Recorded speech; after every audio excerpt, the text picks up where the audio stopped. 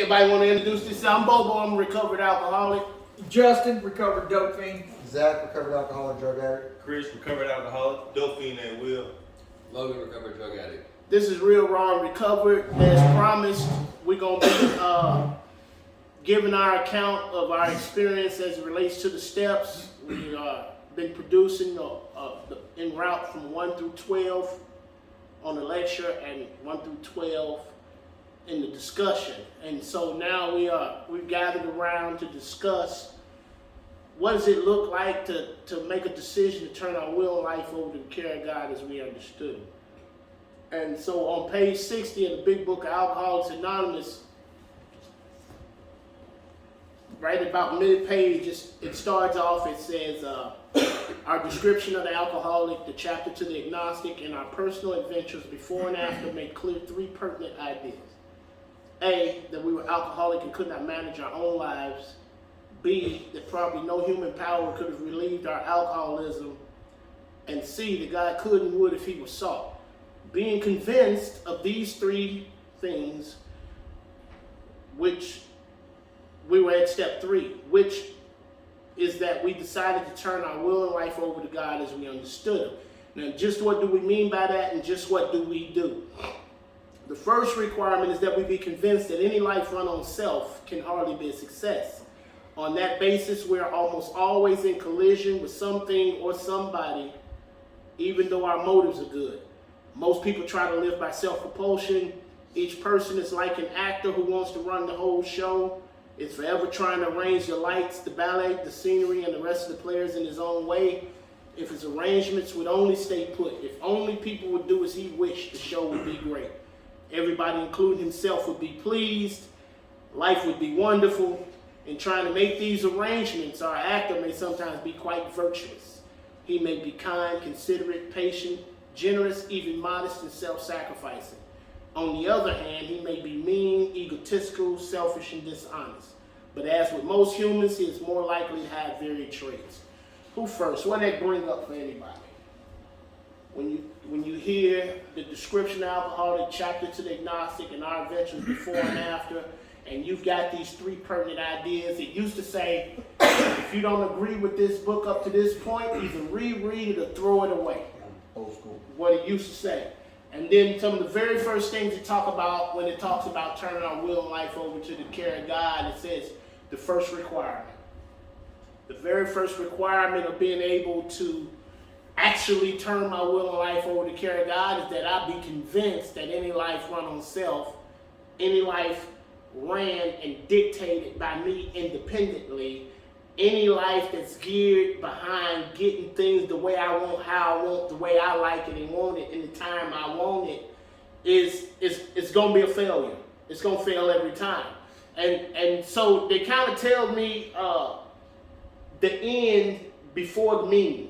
Oh, yeah. Because telling me that any life, to be convinced that any life run on self-will going to always be a success, at this point I still don't even know what self-will is. Right. Then they start telling me some shit about self. Then they say, I like to run on self-propulsion, which I do. I'm very much the actor who wants to run the whole show. I am. I want to arrange the lights, the show, the ballet, the scenery, and the rest of the players. I want my wife to sit here, the kids to stay their ass over there. I want the boss not to talk to me because I already know my job. I want this motherfucker to work harder because he got me doing too much goddamn work. And or I go the other way and I think I can woo people into doing what the fuck I want. Manipulate. Then it looks like virtue. It looks like I'm really kind, but no, motherfucker, don't do what I want you to do and see, don't I transform on you. Yeah. Right? So like for me, and we were kind of talking about this last night about self-will.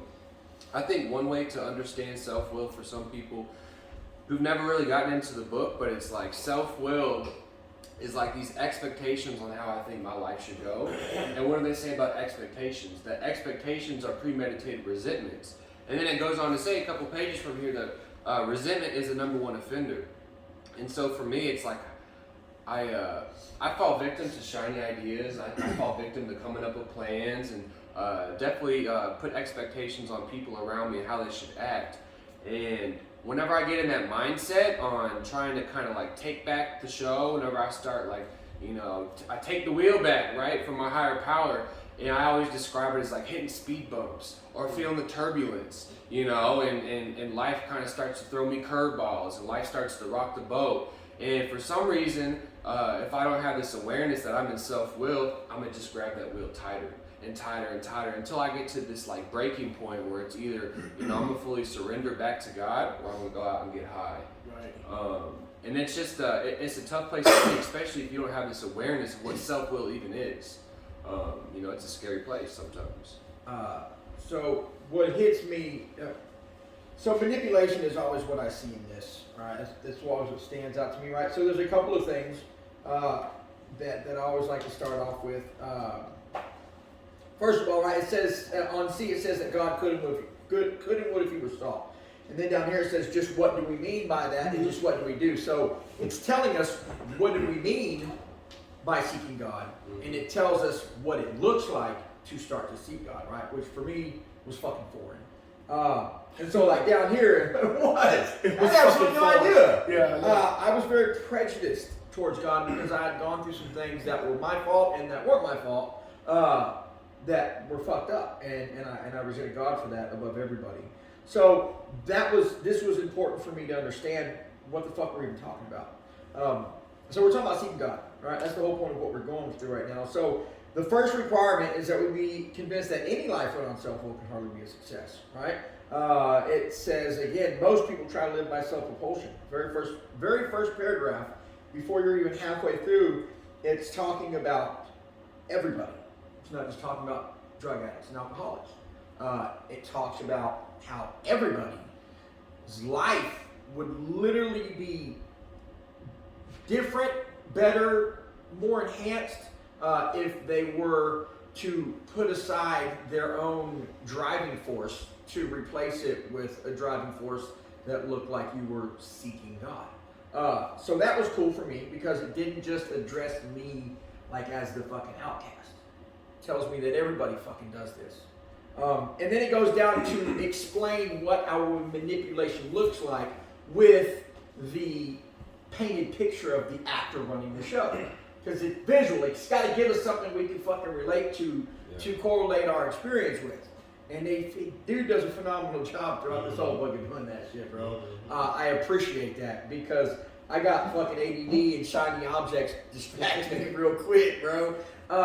And then take it all down to here, right? So this is the biggest part of the manipulation for me. It says, in trying to make these arrangements, our actor may sometimes be quite virtuous, he may be kind, considerate, patient, generous, even modest, and self-sacrificing. On the other hand, he may be mean, egotistical, selfish, and dishonest. But with most humans, he is more likely to have great traits. And so we're talking about sobriety right now. But for me, what happens is that when I'm not in sobriety, I do these things for myself. I do these things with selfish motives, right? I do these things with ulterior, evil, selfish motives. I manipulate in these ways. But then I get sober and I have no way to seek God because it's foreign to me. And so I use these same tactics, but with intentions of actually trying to be not a piece of shit. And Good motive. And my fucking outcome is still the same.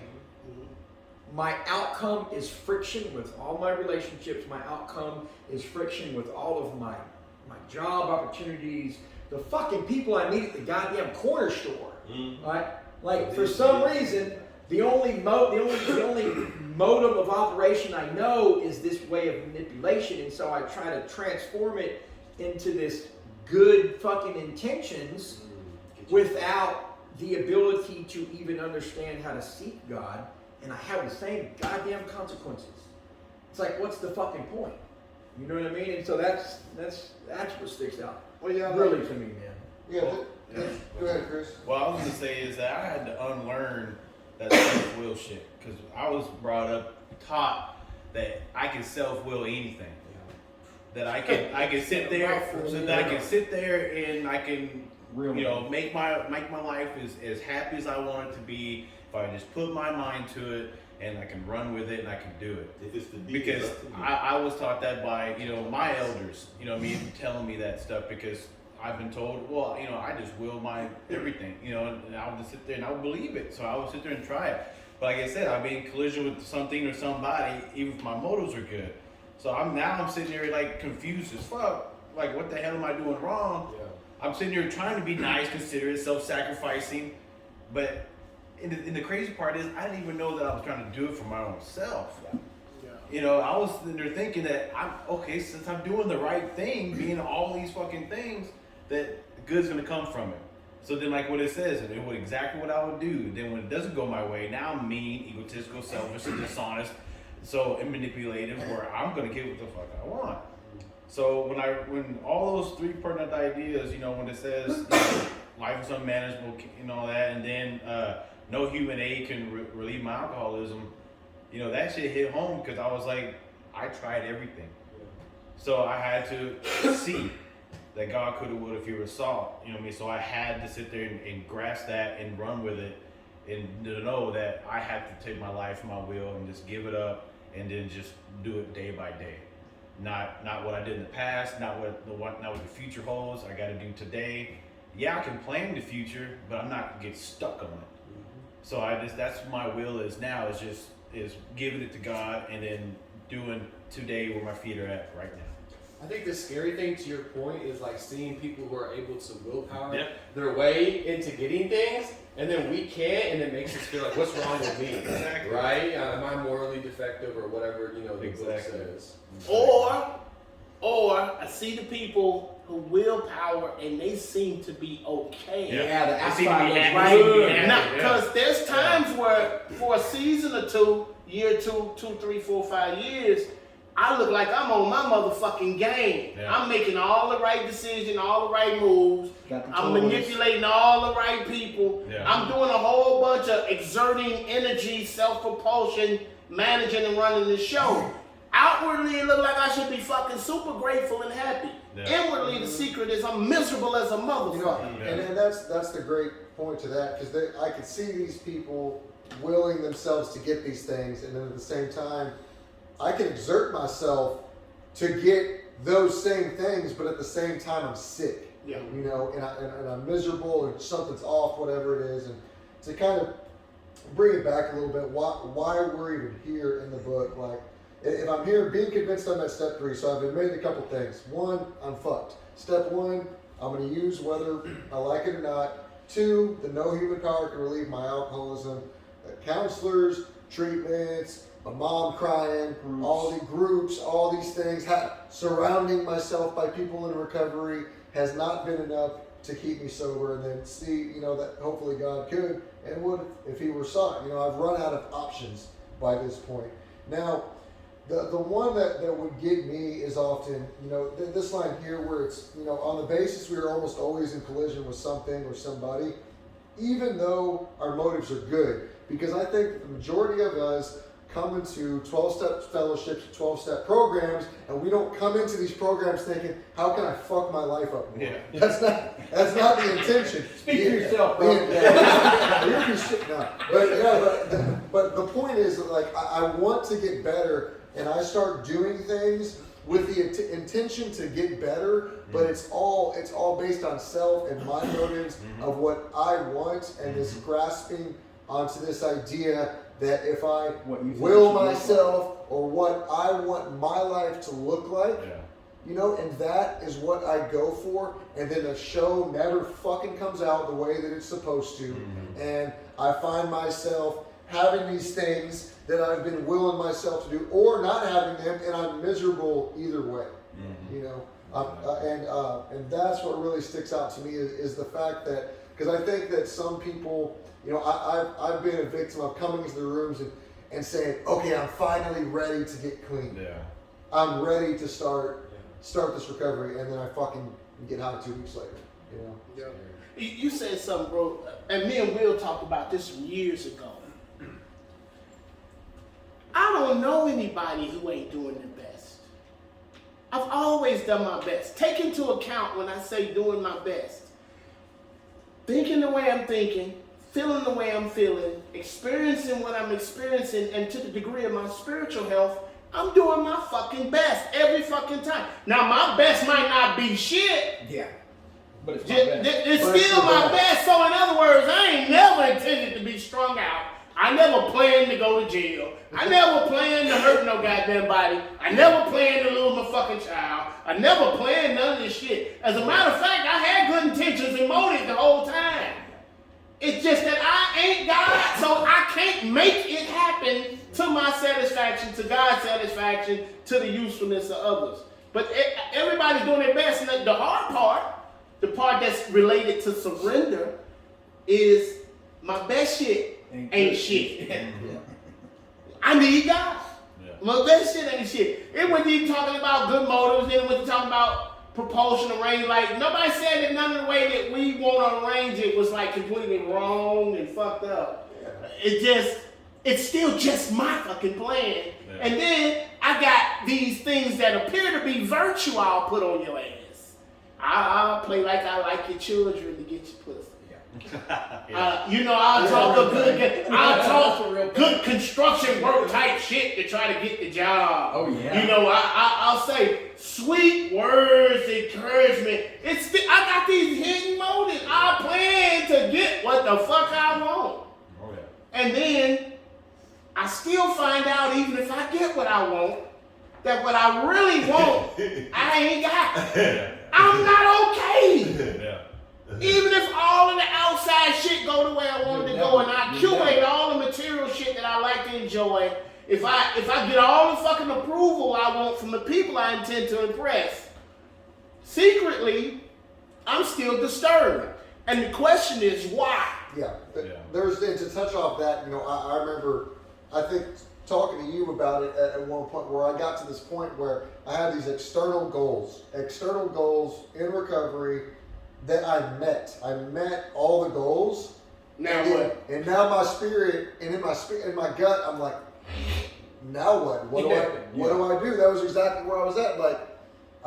Where am I supposed to go from here? And there was a feeling of like anxiety and not having something, and I didn't even know what the fuck it was that I didn't have. It was just that feeling that I don't. That misfiring feeling in my own skin. I'm not okay. That's that bad motherfucker that tend to make me gravitate towards the sense of ease and comfort that come at once. Well, there's and so like you're talking about the destination, Yeah. which every single one of us has put our eye on a destination. That's covered in the next paragraph. But okay. So No, do it. What I'm saying is, it's like we are taught in society, period, Yeah. that the destination is important. Mm-hmm. Yeah. And so to talk about what Chris said, he had to unlearn some shit. Mm-hmm. Like there's no fucking destination. It's the journey. The journey is it, bro. And so when you're trained that once you get the promotion, That you get to the ride. destination, right? Once Yeah. you get the wife, once you get the picket fence and the fucking house and the land and the toys, the destination has been completed. And like that's why when you to tie it in with what you just said, and I'll shut up about our best shit ain't shit. That's why it tells us in step 2 that just the willingness is all we need for right now, because it takes some people a lot longer to realize through their experience in the step work and their experience with coming to know God that their best shit wasn't shit. Some people, they get it right away. They're like, fuck it, my shit ain't been working. And some people, because they've accomplished a lot and because they've acquired things and money and relationships, It take them a while they don't to get it. it's hard for them to possess the concept that their best shit really isn't what God would have to be. Yeah. What you got? That's fucking hard. Well, man, most people that are not like us, self-propulsion works. We taught that in society, be goal-oriented, all that stuff works, but we not like other people. I'm not interested. I wasn't interested in really anybody other than me managing my life until, like this says, I was convinced. Convinced of what? That based on information I got preceding this chapter, definition what alcoholic is. So, that's me.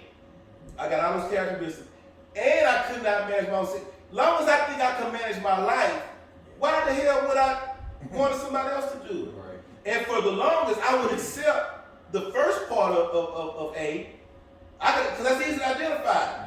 While I'm using yeah, I'm thrown off like a son of gun. Yeah. But it took me a while to understand my ism don't start till I stop. When I'm not using while I think the problem is eliminated, now I can manage my life. Yeah. No, that's when it really is apparent. Right.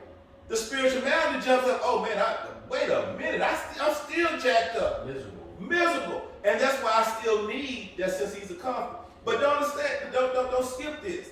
If I'm not convinced of A, B, and C, and they base this on their personal adventure before and after being recovered. Yeah.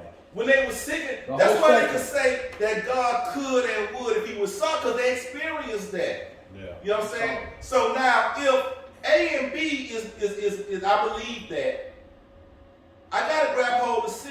Yeah.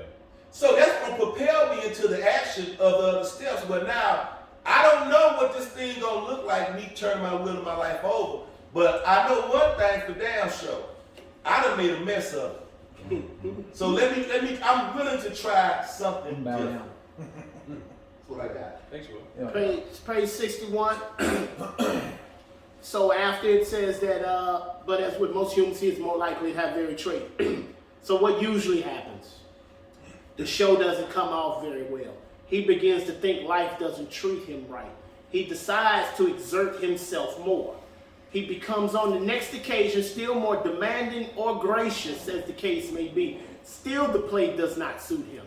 Admitting he may be somewhat at fault, he is sure that other people are more to blame. He becomes angry, indignant, self-pitying. What is his basic trouble? Is he not really a self-seeker even when trying to be kind? Is he not a victim of the delusion that he can wrest satisfaction and happiness out of this world if he only manages well?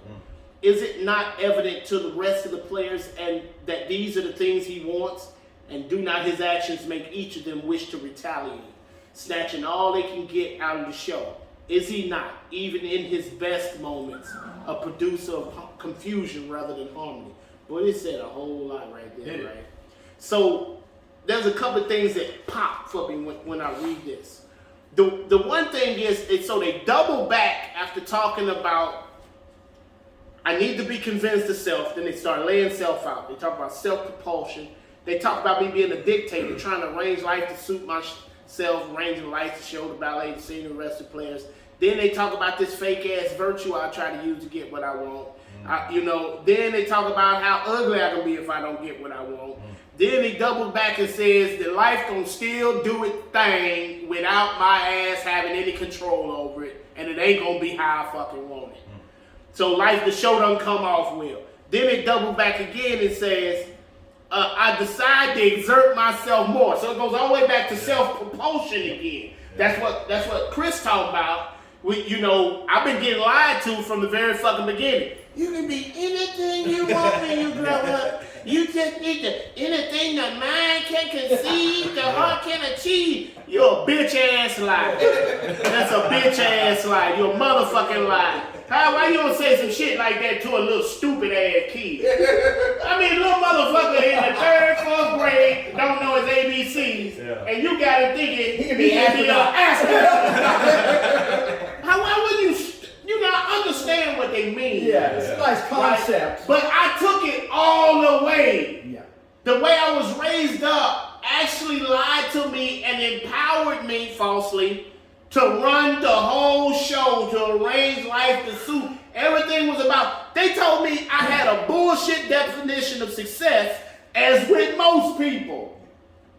My definition of success was about what I could get by my own efforts and about what I could accomplish and acquire as far as material, merchandise, prestige, position, and praise. And that's success. Well, if that's success, I found out that being successful is some fucking miserable shit. Mm-hmm. And so now, maybe it wasn't fucking success then. Because that brings into question, why is it that wealthy people have a higher suicide rate than poor people? Oh, they got everything that we think we fucking want and desire. What, you can't buy the shit I'm after though. Because I ain't been okay. I've been internally disturbed as long as I can remember until I actually knew what it looked like to hand my will and life over to a power greater than myself, till I actually started knowing what it looked like to run the show and arrange life to suit myself and use false virtues and see them as unacceptable. Yeah. Right? And so until I can be convinced that self-running the show is going to fail, it's hard to grab the type of dependence, reliance, and trust in the power greater than myself necessary for me to not only stay sober, but to be satisfied and happy in that sobriety. Yeah. That's far more important than that dry time shit. Yeah. I know some 20 and 30 years sober, miserable motherfuckers. Yeah. I'd rather fucking be high, Yeah. personally. We all in on it. So, you know, it brought me to this thought as you're talking about, you know, why wealthy people have a higher suicide rate. In my mind, it's like you can buy pleasure, right? And what is pleasure? It's very high highs and maybe like low lows. It's fleeting. It's not sustainable. You can't buy happiness and contentness, okay? And so that's why you see, I mean, I'll just speak from my own experience. For the longest time, my definition of success was how much money I had, what type of car I was driving, what type of clothes I had. And I went about achieving money and getting money in all the wrong ways, right? Like living that fast money lifestyle. And I came to a point, I was fairly young. I was, 19, if not 20 years old, where I had, enough money to, whatever the case might be. We're not here to brag about it. But it's like, it was never enough, right? It was like chasing that ghost for me. Like how some people talk about chasing that very first high that was so elusive. That's what it was like for money with me. Insatiable. And it was just this thing that I just kept searching for and searching for and searching for. And so finally I had to come to a point where it's like, where am I deriving my happiness and my contentness? Is it from these materialistic things? Outside shit? Outside shit? Or is it how I feel within myself? Is it my connections with others? And so another point I wanted to hit, kind of like what Justin was talking about, this destinational happiness shit. I have to, for me, right, I learned this term to be outcome independent. That no matter, what my outside circumstances look like, if I get the job, if I get the car, if I get the trophy wife, or whatever the case might be, that I have to be independent of that outcome.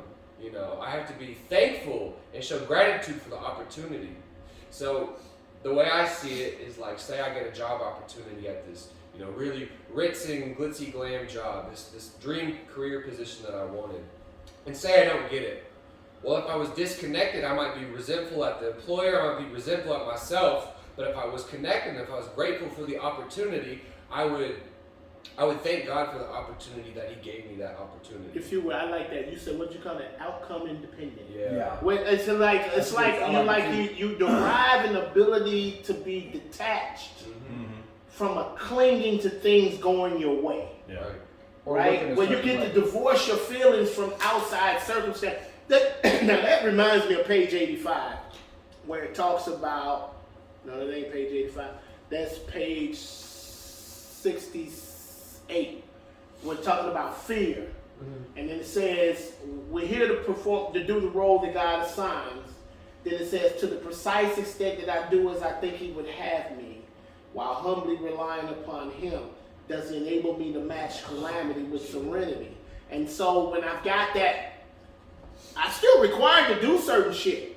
We can't get rid of that. It's the work in it. There's work in it. But boy, how important it is for me to know what it looks like for me to rely on the power of God, to rely on God's love, to rely on His direction, to even fucking be interested in what it is that He would have me do over what it is that I want to do, is the way to open up for some peace of mind. And the funny thing about that is we spend so much time with this self-propulsion and trying to get these things, and then whenever I go and I obtain that peace of mind by aligning with what God would have me do and letting the cards fall into place, I get taken care of. Right. You know what I mean? Even if I don't get the external things that I thought that I want, I have the internal peace, and sometimes those external things come as well. But that's not what I have to focus on is achieving this thing that Zach wants, as long as I am aligned with His will, my higher power's will, whatever, that's where I find my peace. It's like what Bubba told me, a while ago. The blessing is that I have this relationship with my Creator, with God. Everything else, all these external things, are just like the cherry on top of that. For sure. So man, what we're talking about for us is it goes back to, and it talks about it later on in the book, but the idea that we are like other people has to be smashed. That's why they put that A, B, and C in there first and said being convinced. If I ain't convinced, I got a guy, if I'm not convinced of that, I don't hate to keep going back to it, but see, we're talking about us. But understand this, we're in a society where what doesn't work for us works for most people. There's a lot of people that's happy, that's goal-oriented. What Bill was doing with the stock, he was working with a lot of people that were doing good. But he wasn't alcoholic, he was different. Yeah. We're different. So we have to learn a different way of life. But all we know is this. This is what society is. This is what we see all around. That's why it's so hard, man, for us to come to that point where we concede to animal self. I kept bumping my head because I'm trying to be like everybody else. Like, I don't want to be different. Right. I do dope. I see other folks do dope. Yeah, I drink. I chase women. I see other guys chase women. And they got a house, I got a house. They got a wife, I got a wife.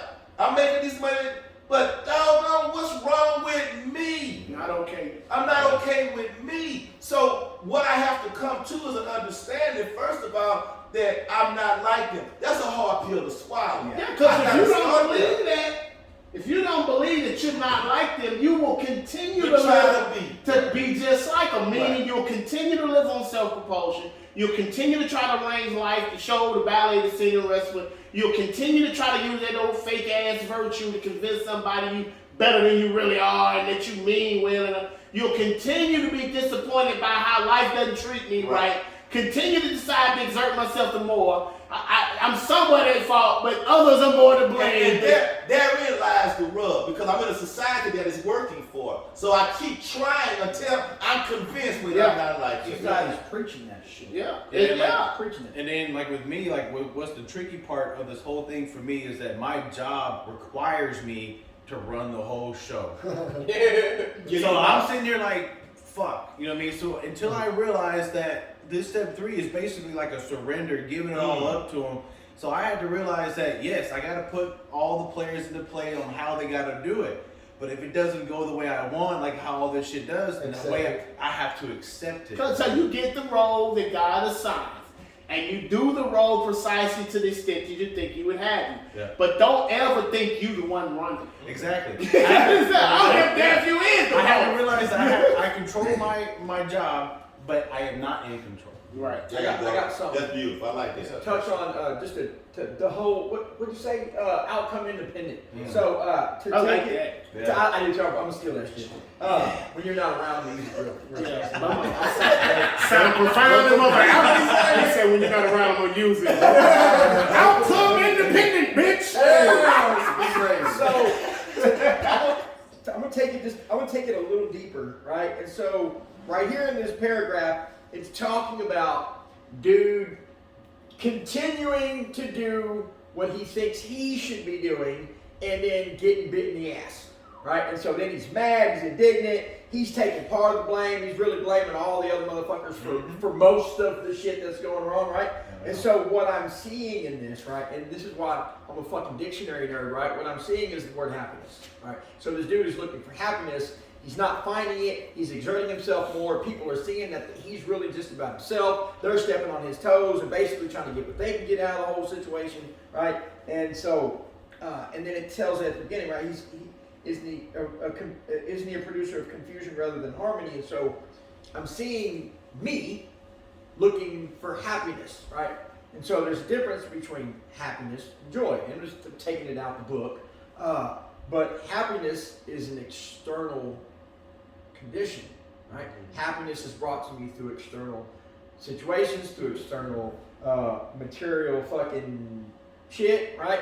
And then there's joy, right? So joy is an internal condition that we receive once we start to seek, right? And so like regardless of if dude ain't treat me right, if girl's gonna fucking leave me, if job gets rid of me, right? I'm not looking for happiness because I've received this internal condition where the joy gives me the ability through God to have serenity even when shit ain't going my way. Now check it out. So dive all the way back to what Will's saying. I'm not like y'all. You regular folk. You regular motherfucker that seem to be blowing spit bubbles of happiness because you got a Baywatch bitch and a couple of bucks. I ain't like you because I have 18 bad bitches and be still fucked up about the way them bitches smell and look. So watch my definition as to whether or not I got this thing is imperative because it says the moment I stop, I'm restless, I'm irritable, and I'm discontented. And it went through great pains to tell me what the symptoms of alcoholism is, and that it's a formidable opponent. But now it's telling me what the problem is. Because the problem I have when I don't have the gratification, sense of ease and comfort that come at once from drinking and drugging is I have no rest, I have no satisfaction, and I'm irritated. So now over here it's saying I'm delusioned to think that if I get to run it and make it turn out the way I want it to, that some kind of way I'm gonna acquire rest, satisfaction, and happiness. Listen, so in other words, if I can't declare that I got this thing the way they said it that the real addict and alcoholic have it, then I can't see the need for handing it over in step 3 the way the alcoholic and addict has to hand it over, or I'll never be familiar with what rest, satisfaction, peace looks like to no degree. I'll just be dry and white knuckling like a motherfucker.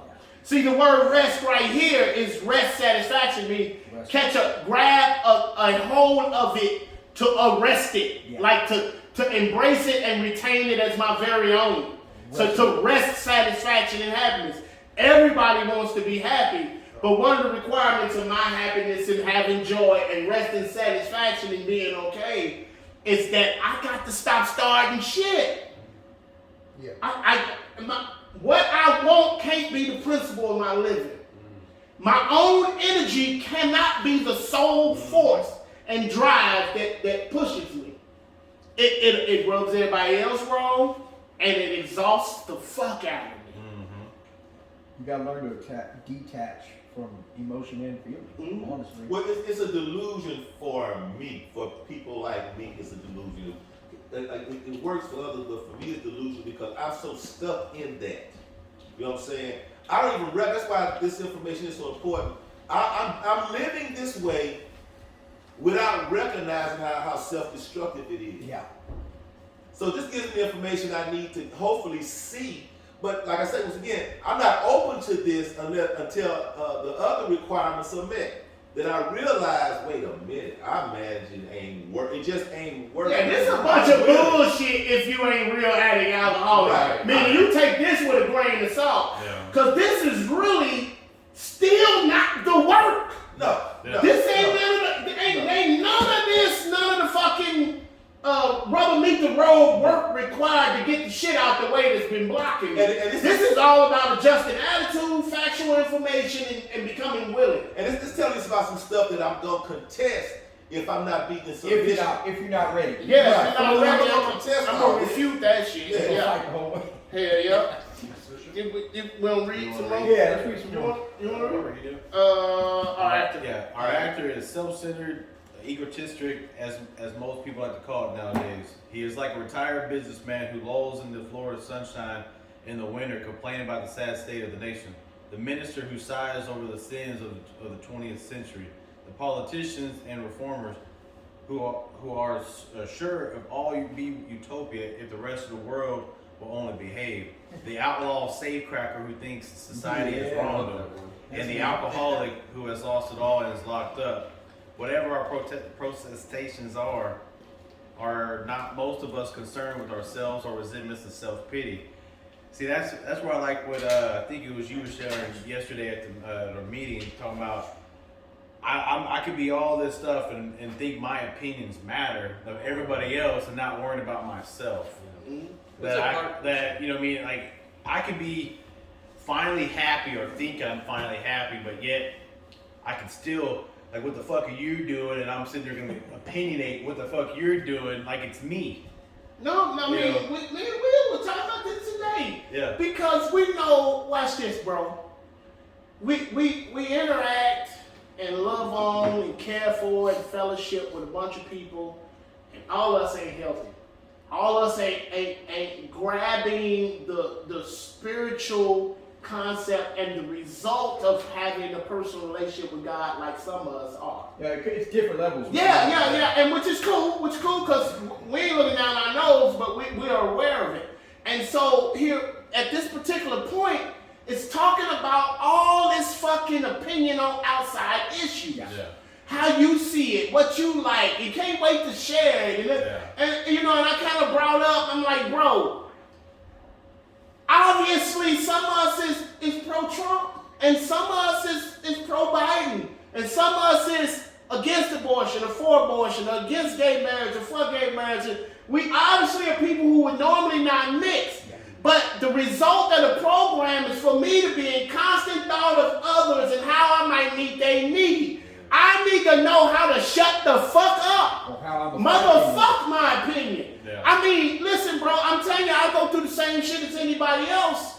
I got people I don't fucking like. I got political views. I got religious leaning. But I learned the hard way to shut the fuck up. Like, no, really, man. Like that goddamn Facebook shit is a motherfucker. So motherfuckers will say some shit that rub you wrong. You will feel like y'all was friends, and now they sound like a goddamn bigot or some shit. Yeah. I done blocked motherfuckers and everything, because I'm responding to people's, the book says, honest acceptance of other people's opinion and views and things that make us more real tolerance. Real tolerance makes us more useful than other people. Right. And then I'll be up in this motherfucker and be still trying to push my agenda. That's because I've come to believe that living this other self-acceptance way of life, it don't work no more. So I don't want to be in collision no more. At all. I covet peace above. Do I want peace or do I want to be right?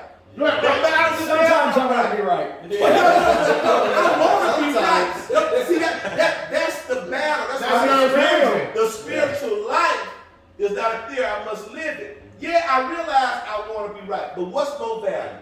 My peace, my usefulness to others, and my surrender to God. And how I might meet their needs. You know, and this can come into not even just political stuff, things with recovery. Absolutely. I remember, Oh my God. Oh yeah, we talking about So to give a prime example of trying to be, so I was talking to a newcomer one time with a friend of mine that had been going to these groups, and I essentially told him, you know, he said that he had a group on triggers, and I was like, triggers aren't really a real fucking thing, you know what I mean? And I was very blunt with him, and I got like 16 paragraphs, you know, cussing me out on why triggers are real, and the way that I came across to him wasn't helpful. No. It was intolerant. It was intolerant, intolerant. and it pissed him off. No I matter get that. whether it's, you know, there's truth to it, there might be some truth to it, obviously, but at the same time, rather than meeting him where I was at, I tried to push my beliefs about recovery rather than showing him through experience or like maybe explaining graciously why I have this opinion or like why this pertains to my recovery this way, and I completely shut myself off from being helpful to that guy because now he's not going to listen to a fucking thing that I say because I pissed him off. Well, so go ahead. I was just gonna say, even though you had good motives to try and like put you Yeah, on good game, intentions. the triggers weren't real. You know what I'm saying? In the end, it kind of just like pushed them. Well, so here's the deal. I have experience with that. Here's the biggest one that's out there today is recovering and recovered, right? Like I've literally seen people almost come to blows over that shit. And so in talking what Zach's talking about, I have done the same thing. And what I realized later is that what I've done is that although my experience might have more depth and weight and value as far as triggers not being real because it relieves me of an excuse, right? But what I've done is I've told this other person what he believes is wrong. Is wrong. And so, whether it might be right or wrong isn't as important as coming across as I understand you, but let's maybe check out another perspective. Let's take a look at this And rather so, than pointing the finger. I have stepped on a lot of toes doing that, bro. I've stepped on a lot of toes on Facebook. I bit some hooks. They got my ass in the you line, did. bro. But And see, like, you realize that now on this side of being recovered, but what they talking about before I'm recovered, this is the way I live. So I know no other way. yes. And because I live this way, the only way I know how, I'm full of resentment and self-pity. Yeah. Now, like I said last night, here's the beautiful thing about going through this process. I'm kind of jumping ahead. The process of 4 through 9 deals with this to get me to the point where in 10 it says, now I'm in the world of spirit. Because it says resentment is the number one offender, self-centeredness. We think it's the root of our trouble. You still got it. If you look at it, that's what the steps deal with primarily. Yes. Removal. Removal. Less of me to allow this is what's blocking the sunlight of the spirit.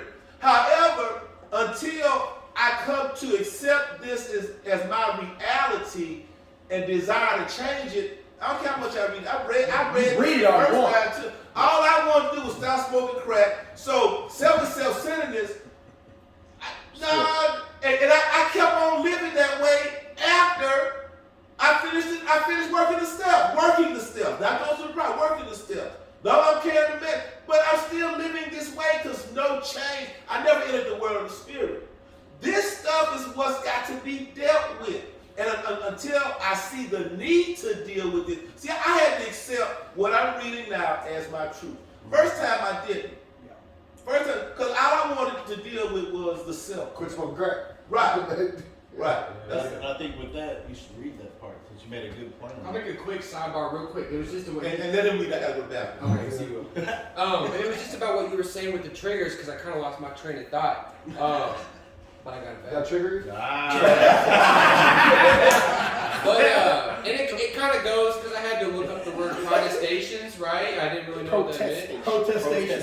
Same difference. But it's not our job to make these people understand. You know what I'm saying? Because say for instance, I work in a treatment center. I'm trying to describe to these newly abstinent. hard treatment center too, boy. Yeah, God bless them. But I have these newly abstinent people, and I'm trying to like relay to them what this whole self-will thing is and why it's wrong. And I'm trying to convince them. I'm trying to articulate and craft my words in such a way where they can have this, you know, epiphany, this burning bush experience. And whenever they don't have it, I get resentful. Yeah. Fuck these dudes. I don't even want to help y'all. Fuck I'll let this God place. do I'll it. Yeah. You know. And before we move on, here's a real quick note. So it says, is he not, even in his best moments, a producer That's of some confusion rather than That's some harmony? bullshit. Motherfucker hot. And now there's another book called the Big Book that says God is not the author of confusion. And so if I've entered the world of the spirit and I'm interested in living spiritually, then I should find it far more interesting and attractive and a principle to live by means that causes less conflict and contention. And so if it means allowing somebody to be wrong, or acknowledging that I might not be right, That's the worst thing. then harmony is kept and there's a chance that God might be in the picture. But listen, the stiffness of the will and the agenda of getting my view across and being opinionated and intolerant and not open to other people's viewpoints, You ruined chances. I ruined it. God ain't got no use for me in that state. I'm starting shit. Let me read this because this is just what you talking about. Wait, selfish. Go ahead. Selfishness. Page 62. Yeah, page 62. Selfishness, self-centeredness. That we think is the root of our troubles. Okay, here's what that self-centeredness produces. Driven by 100 forms of fear, self-delusion, self-seeking, and self-pity, we step on the toes of our fellows and they retaliate. He ain't listening to what the fuck I'm saying because I'm contending with what he's saying. Sometimes they hurt us seemingly without proper obligation, but we inevitably find that at some time in the past, we have made decisions based on self, which later placed us in a position to be hurt. That's what he was talking about. I'm trying to do something good. Which one? Keep on. I would say, I would read down that we had to have God's help because it all. Well, I want to speak on this right quick. Okay. What Logan was saying, how he was trying to talk to somebody else and he got mad, okay, and said, well, fuck it.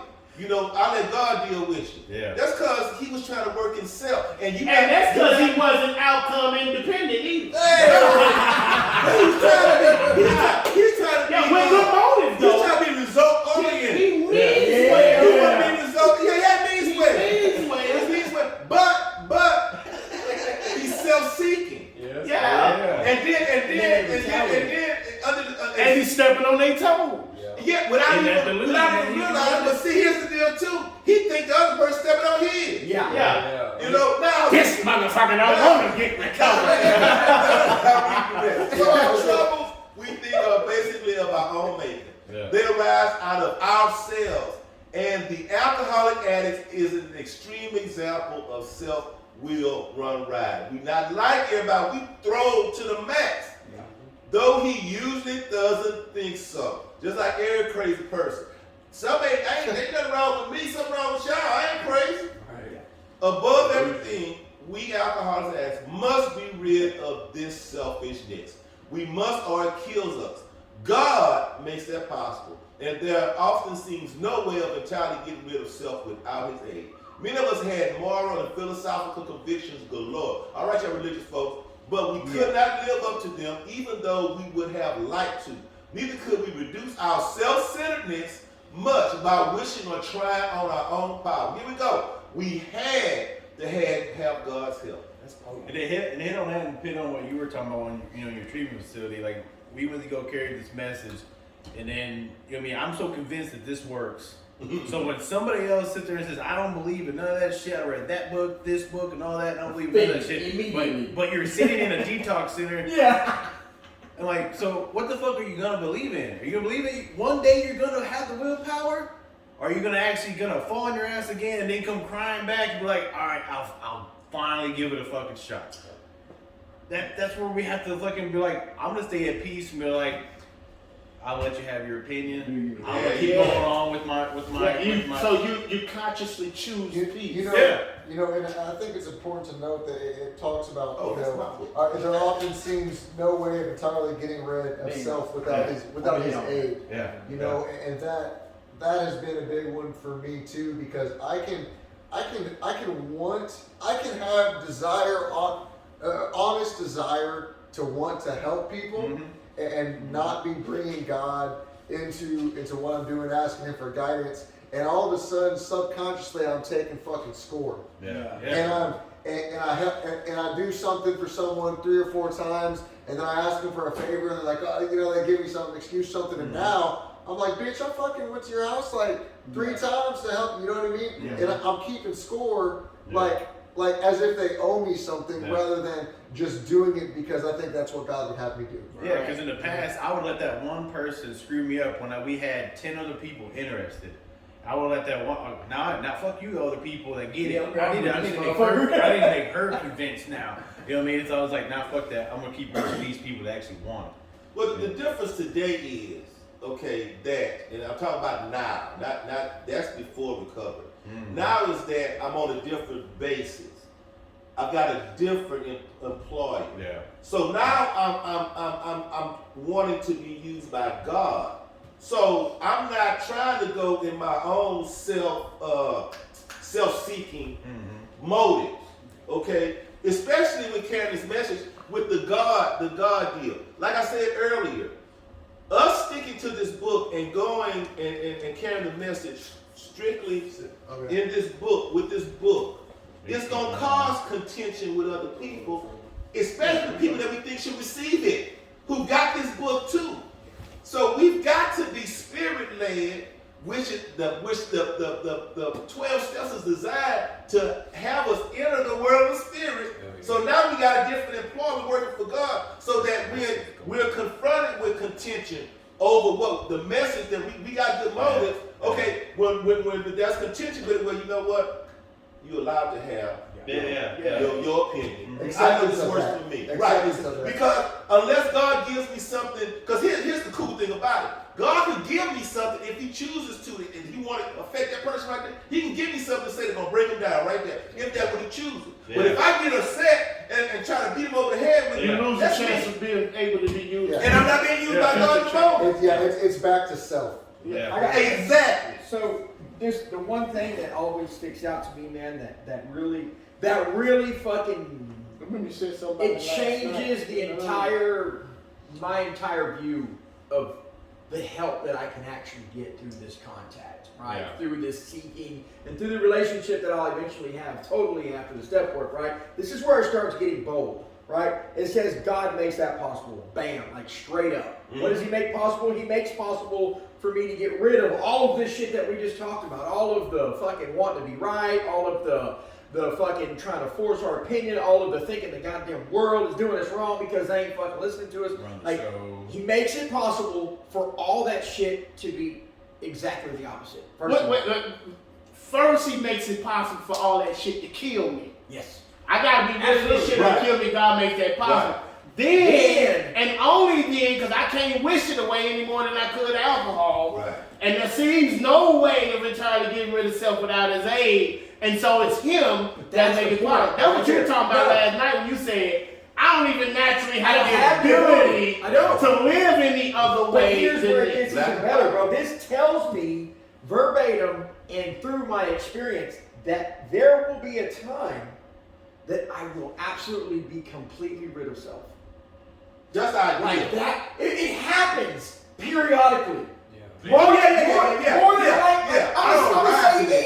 80% of the time there's still a lot of me in there, but Yeah. there are fucking times where there's completely none of me. Yeah. Yeah. And it tells That's me beautiful, that yeah. that is possible, Yeah. and when you experience it, Man. it's fucking awesome, bro. Because you know Right. in the moment that you have nothing to fucking do with this, and you're completely okay with it. Right. And shit just be like, bam, bam. But here's a reverse of that too. I want to say this last night. It's not if in reverse, it's when. Even though I've experienced that, like what you was talking about, like I'm glad you shared that intimacy, letting folks know we ain't perfect at this. I have to use this on a daily basis. And in situation, it's situational. God gives me the power to do it as it comes up, as it's needed. Sometimes I'm just walking in it. Yeah. You know what I'm saying? But most of the time, God has to do for me what I can't do for myself, and I have to engage him to do that. Like what you said. And a lot of times I don't engage till after I'm fucked up. Oh yeah, for sure. It's so much easier for me to see after all of a sudden, after a couple days, After I get myself jammed Just went through that shit. that's when I start looking at my program. Yeah. Why did I tell him I'm gonna work the steps to die, bitch? Why did I do that again? Yep. So let's read the rest of it down through the prayer down to before next week launch, and then let's finish the discussion on that. Because that'll take us just a little bit. Oh yeah, we're not that far. Okay, cool. I'm gonna read. Go ahead, read. You're a good reader. We had to have God's help before we stopped, right? Yeah. So I'm going to read This is the how next wide. one. Okay. This is the how and why. First of all, we had to quit playing God. It didn't work. Next, we decided that hereafter in this drama of life, God was going to be our director. He is the principal. We are his agents. He is the father. We are his children. Paint the picture of what it looks like again. Most good ideas are simple, and this concept was the keystone of the new and triumphant arch through which we passed to freedom. Now we'll start talking about promises. When we sincerely took the position of what? The position of trusting God and seeking him with giving our will and our life over to him, right? That's what the position is, right? When we take that position, all sorts of remarkable things follow. We had a new employer, being all powerful. He provided what we needed, promise. If we kept close to him and performed his work well. Contingency. Established on such a footing, we become less and less interested in ourselves, promise, our little plans and designs. More and more we become interested in seeing what we contribute to life, promise. As we felt new power flow in, as we enjoyed peace of mind, as we discovered we could face life successfully, results. As we become conscious of his presence, we begin to lose fear of today, tomorrow, and the hereafter we were reborn. Well, I know you called like that. Man. I know you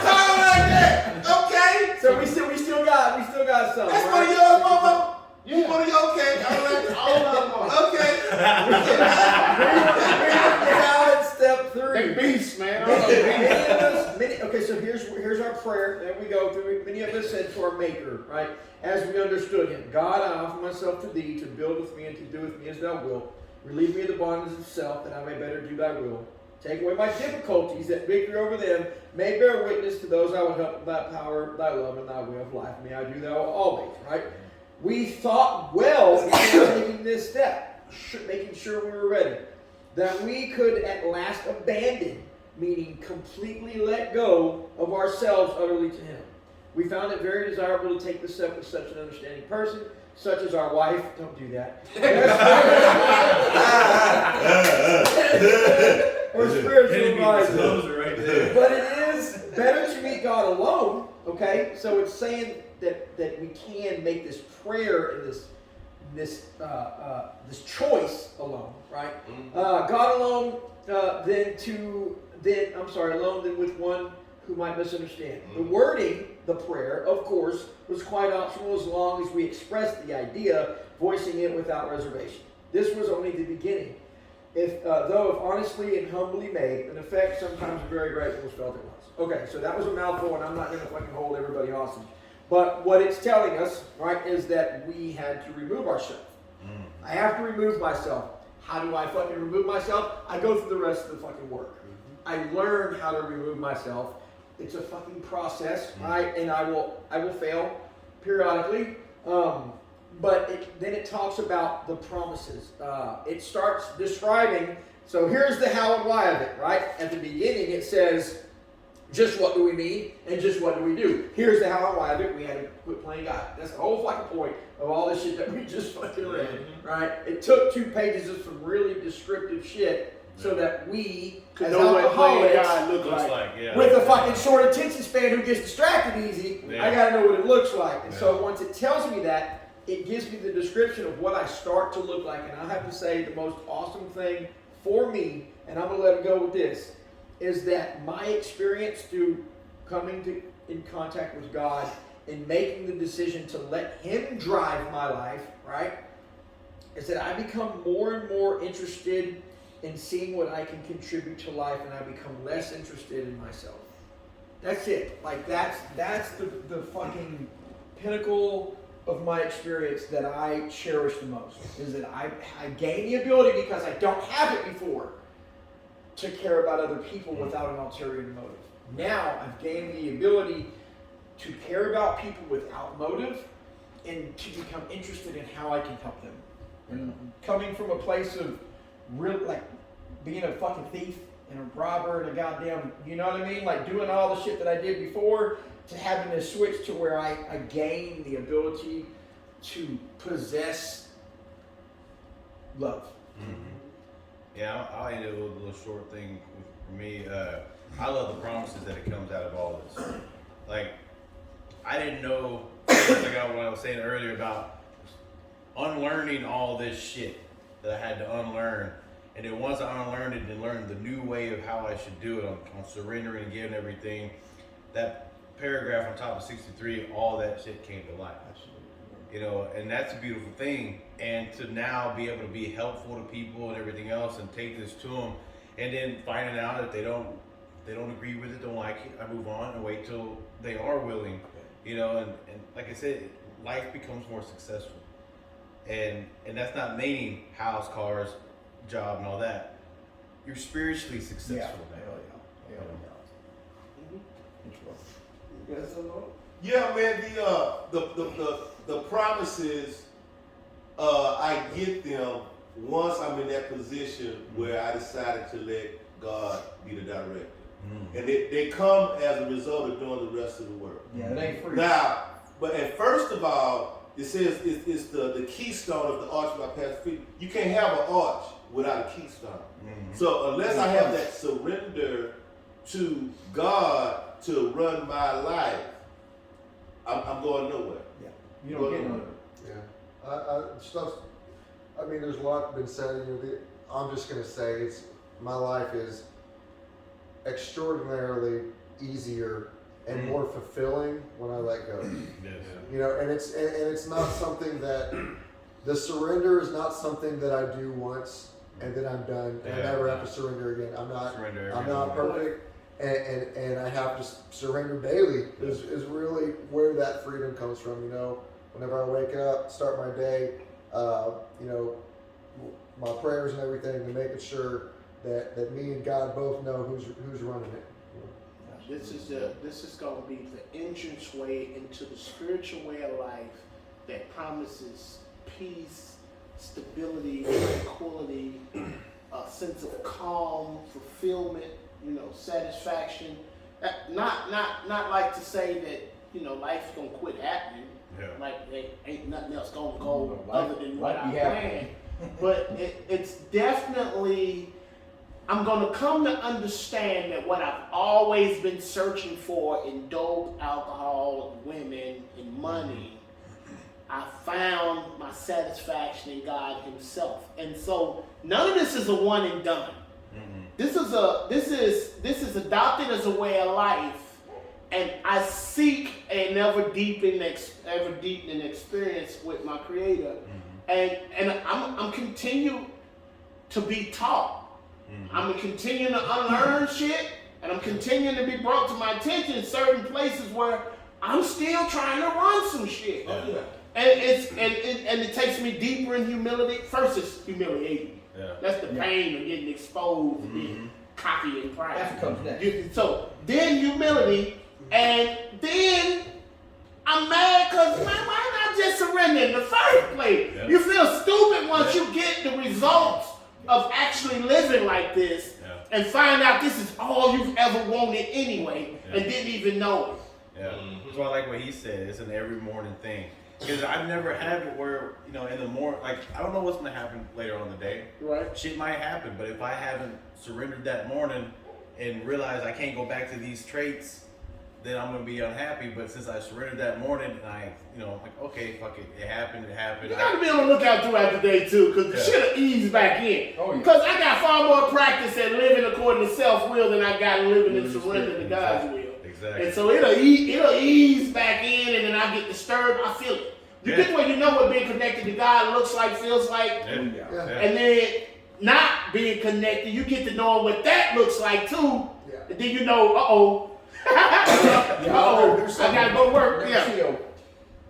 What's up, I'm tired for your closing statement.